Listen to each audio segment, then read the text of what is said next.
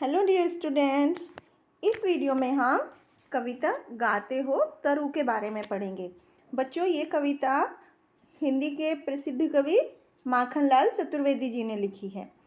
इस कविता में बच्चों पेड़ों के बारे में बताया गया है। तरु मतलब पेड़ को हम बोलते हैं। पेड़ों के बारे में बताया गया है कि पेड़ हमारी एक ऐसी धरोहर है, ऐसी पूंजी है कि जो हमेशा हमें देते ही रहते हैं और इसलिए हमें इन पेड़ों की सुरक्षा करना हमारे लिए बहुत ज़रूरी है। इनका हमारे जीवन में बहुत ही ज़्यादा महत्व है। इस कविता में पेड़ों के महिमा का गुणगान किया गया है। पेड़ों के बारे में बताया गया है कि किस तरह से पेड़ हमें कितना कुछ देते हैं। तो आइए अब हम इस कविता को पढ़ना शुरू करते हैं। सह सह कर ऋतुओं की मारे हर क्षण हर्षाना, चिर सुगंध तरु गाते हो कितना जागृत गाना। इन पंक्तियों में कवि कहते हैं कि ऋतु मतलब होता है बच्चों मौसम। मौसम जो अलग अलग तरह के मौसम होते हैं, सर्दी, गर्मी, बरसात। और हर्षाना मतलब होता है खुश होना। हर्षाना मतलब खुश होना। सह सह कर मतलब सहन करके, ऋतुओं की मारें, अलग अलग मौसम की मारों को सहन करके। यहाँ पर पेड़ों के बारे में कवि बोल रहे हैं कि पेड़ों को बोल रहे हैं कि पेड़ किस तरह से अलग अलग मौसम में, सर्दी में, गर्मी में, बरसात में, उन मौसमों का प्रभाव सहन करते रहते हैं, उनके कष्ट सहन करते रहते हैं और फिर भी हर समय हर पल खुश रहते हैं, हर्षाते रहते हैं, खुश होते रहते हैं। चिर सुगंध तरु गाते हो कितना जागृत गाना। सुगंध मतलब खुशबू, चिर मतलब हमेशा, और अपनी ये पेड़ हमेशा अपनी फिर भी सुगंध को, खुशबू को सारे में फैलाते रहते हैं और कितना सुंदर गाना गाते हैं कि पूरा दिन जोश से फिर भी गाना गाते रहते हैं, लहराते रहते हैं और पेड़ हमें पर्यावरण के द्वारा एकदम सतर्क करते हैं। तो यहाँ पर पेड़ों की महिमा के बारे में बताया गया है कि पेड़ कितने महान होते हैं कि हर समय अलग अलग मौसम की कष्ट सहन करने के बाद भी हर समय खुश रहते हैं और खुशी से लहराते रहते हैं और अपनी खुशबू वो पेड़ सारे में हर समय फैलाते रहते हैं। और किस तरह से वो हमें जागने का संदेश देते रहते हैं कि हमें हमेशा जोश से भरा हुआ रहना चाहिए। अब हम अगली पंक्तियां पढ़ते हैं। हवा चली कि डोल उठते हो, रसना पत्र खोल उठते हो, सधे मौन के बधे मौन के, मंत्र अनंत बोल उठते हो।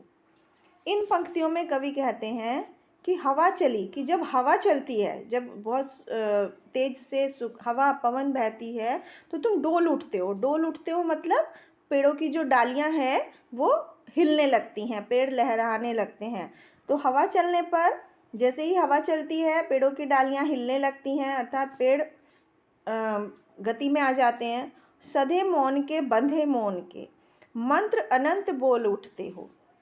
मौन मतलब होता है बच्चों चुप रहना, कि तुम मौन चुप जैसे रहते हो, लगते हो, लेकिन फिर भी तुम चुप रहे भी हमें बहुत सी बातें बता जाते हो। जैसे कि बिना बोले ही पेड़ हमें बहुत कुछ कह जाते हैं, बहुत सारे संदेश दे जाते हैं कि किस तरह से पेड़ अलग अलग मौसमों के कष्टों को सहन करने के बाद भी हर समय खुश रहते हैं और कोई शिकायत नहीं करते हैं और हर समय लहराते रहते हैं। और जब जैसे ही थोड़ी सी हवा चलती है तो पेड़ की डालियां हिलने लगती हैं, वो खुश हो उठते हैं। और रसना पत्र खोल उठते हो। रसना पत्र मतलब अपने जीव रूपी पत्तों को खोल देते हैं। बच्चों, जब हवा चलती है तो पत्ते लहराने लगते हैं, खुल के एकदम लहराने लगते हैं, हवा में हिलने लगते हैं। तो रसना पत्र मतलब अपने जीव रूपी पत्तों को खोल देते हो और हिलने लगते हो और चुप रहकर भी तुम हमें बहुत सारी बातें बता जाते हो, बहुत सारे संदेश हमें दे जाते हो।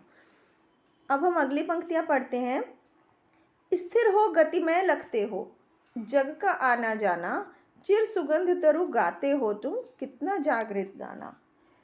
इन पंक्तियों में कवि कहते हैं स्थिर मतलब जो एक ही जगह पर खड़ा होता है और गतिमय मतलब जो चलता रहता है, कि तुम एक ही जगह पर खड़े हुए हो लेकिन फिर भी हमेशा गतिमान रहते हो, जैसे चलते रहते हो ऐसे लगता है, क्योंकि तुम हमेशा हमें संदेश देते रहते हो। और लगते हो जग का आना जाना, कि जैसे लोगों का आना जाना तो लगा ही रहता है, जैसे लोग चलते रहते हैं उसी तरह से हमें तुम गतिमान लगते हो, चलते हुए महसूस होते हो, जबकि तुम एक ही जगह पर खड़े हुए हो।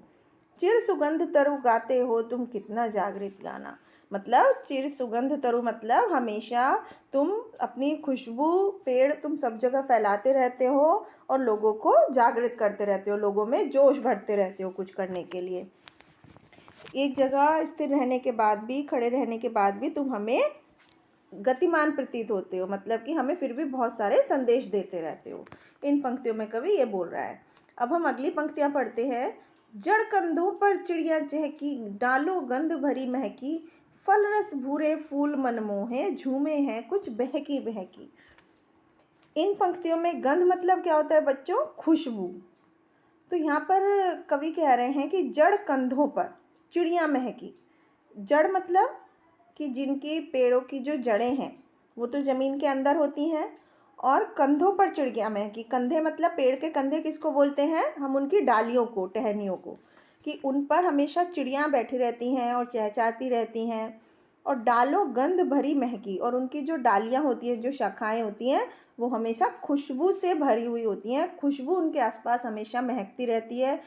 फल रस भूरे फूल मनमोहे, कि पेड़ों की जो डालियाँ हैं उन पर बहुत सारे फल, रसीले फल लगे होते हैं, और उन पर जो फूल है, रंग बिरंगे फूल लगे होते हैं, जो हमेशा दूसरे के मन को मोहते हैं, मतलब मन को अच्छे लगते हैं, मन को प्रसन्न करते हैं, उनके हृदय को। झूमे हैं कुछ बहकी बहकी, वो डालियाँ झूम रही हैं, एकदम हवा में ओत-प्रोत होकर हिल रही हैं। तो यहाँ पर कवि ये बता रहे हैं कि पेड़ों की जड़ें तो ज़मीन के अंदर होती हैं, लेकिन जो पेड़ों की डालियाँ हैं, पेड़ों की शाखाओं पर चिड़ियाँ बैठी रहती हैं जो हमेशा चहचहाती रहती हैं, और वो पेड़ों की जो डाली हैं वो हमेशा खुशबुओं से भरी होती है। खुशबू उनके चारों तरफ फैली होती है, क्योंकि उन पर जो फूल होते हैं, फल होते हैं, उनकी खुशबू से वो हमेशा भरी हुई रहती हैं। और उन इतने रस भरे फल और फूल उनके ऊपर होते हैं कि वो सबका मन को अपनी तरफ आकर्षित करती हैं। और वो इतना सब कुछ होने के बाद भी पेड़ों की डालियाँ हमेशा लहराती रहती हैं। और सब कुछ खोते हो खरीदते हो कितना पाना, चिर सुगंध तरु गाते हो तुम कितना जागृत गाना। इन पंक्तियों में कवि कहते हैं कि सब कुछ होते हो, कि यदि बच्चों तुम पेड़ों को काटते हो, अगर तुम पेड़ों को काट देते हो तो तुम अपना सब कुछ खो देते हो, मतलब तुम्हारे पास कुछ नहीं बचेगा। खरीदते हो कितना पाना, मतलब कि जैसे पेड़ों से हमें जो चीज़ें मिलती हैं वो सब हम बाज़ार से खरीदते हैं, तो हम कितना भी खरीद लें लेकिन हम फिर भी बहुत कुछ खो देते हैं। अगर हम पेड़ों को काटते हैं तो हम सब कुछ, कितना भी सामान हम पेड़ों से मिलने वाला खरीद लें, लेकिन हम फिर भी बहुत कुछ खो देते हैं। चिर सुगंध तरु गाते हो तुम कितना जागृत गाना, कि हमेशा एक ही जगह पर खड़े हुए पेड़ तुम कितनी सब तरफ सुगंध फैलाते रहते हो, खुशबू फैलाते रहते हो, और हमेशा लोगों को जोश भरे काम करने के लिए प्रेरित करते रहते हो, प्रेरणा देते रहते हो। नीचे कीच शीश पर बंदर, विषधर घूम रहे डालों पर, फूलों पर भंवरों की भन भन, उड़न डिढोले सी गालों पर। फिर भी शीतल रहने का तरु भेद बताना, चिर सुगंध तरु गाते हो तुम कितना जागृत गाना। तो इन पंक्तियों में कवि कह रहे हैं कि नीचे कीच, कीच मतलब क्या होता है बच्चों? कीचड़, कीचड़ को हम कीच बोलते हैं। और शीश मतलब सिर, पेड़ का जो चोटी होती है उसको हम शीश बोलते हैं। कि नीचे कीच मतलब पेड़ों की जड़ें कहाँ होती हैं? कीचड़ में होती है, मिट्टी की, गीली मिट्टी में, कीचड़ में। कि तुम्हारे जो जड़ें हैं वो तो कीचड़ में हैं, और तुम्हारे शीश पर, सिर पर, मतलब तुम्हारी चोटियों पर बंदर झूलते रहते हैं।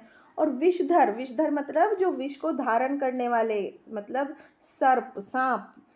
विषधर घूम रहे डालों पर, जो सांप हैं वो तुम्हारी डालियों पर चलते रहते हैं। और फूलों पर भौरों की भन भन, और जो तुम्हारे ऊपर रंग बिरंगे फूल लगे रहते हैं उन पर भौरे, भौरे मतलब भंवरा, भंवरे फूलों का रस चूसने के लिए फूलों के आसपास घूमते रहते हैं, उनकी जो उन पर मंडराते रहते हैं। उड़न ढिढोली सी गालों पर, और वो उनके फूलों के आसपास, उनके गालों पर बोला है, वो उड़ते रहते हैं भौरे। कि नीचे कीच शीश पर बंदर, विषधर घूम रहे डालों पर, कि तुम्हारी जो जड़ें हैं वो कीचड़ में होती हैं, तुम्हारे सिर पर बंदर झूलते रहते हैं तुम्हारे शिखर पर, और तुम्हारी डालों पर हमेशा सांप घूमते रहते हैं। और तुम्हारे डालों पर जो फूल हैं उन पर हमेशा भौरे उड़ते रहते हैं। फिर भी शीतल रहने का तरु भेद बताना, चिर सुगंध तरु गाते हो तुम कितना जागृत गाना। और इतना सब होने के बाद भी पेड़ कभी हमें किसी चीज़ों की शिकायत नहीं करते हैं। पेड़ हमेशा शांत रहते हैं, शीतल रहते हैं। शीतल मतलब शांत रहते हैं। और इतना सब होने के बाद भी तुम किस तरह से पेड़ तुम शांत रहते हो, तुम हमें उसका भेद बताना, उसका रहस्य बताना। चिर सुगंध तरु गाते हो तुम कितना जागृत गाना, कि हमेशा सब तरफ खुशबू फैलाने वाले पेड़ तुम लोगों को इतना सब सहन करने के बाद भी किस तरह से इतना जोश जगाने वाली बातें बताते हो, इतना सब संदेश देते रहते हो। तो बच्चों, इस पाठ में हमें पेड़ों से मिलने वाले संदेश के बारे में बताया गया है कि किस तरह से पेड़ हमें एक जगह स्थायी रूप से दिखते हैं, लेकिन उसके बावजूद भी पेड़ हमें कितने सारे संदेश देते हैं। पेड़ों से हमें क्या क्या संदेश मिलते हैं, कितनी सब बातें सीखने को मिलती हैं। तो पेड़ हमारे जीवन में बच्चों बहुत ही महत्वपूर्ण है। इस कविता से हमें ये शिक्षा मिलती है कि पेड़ हमारी एक ऐसी धरोहर है, ऐसी पूंजी है जो हमें हमेशा देते ही रहते हैं, और हमें हमें कभी भी उन्हें काटना नहीं चाहिए। और जिस तरह से आजकल पेड़ों की कटाई चल रही है, तो हमें हमेशा उसे रोकने की कोशिश करनी चाहिए और नए नए पेड़ों को लगाना चाहिए। Thank you.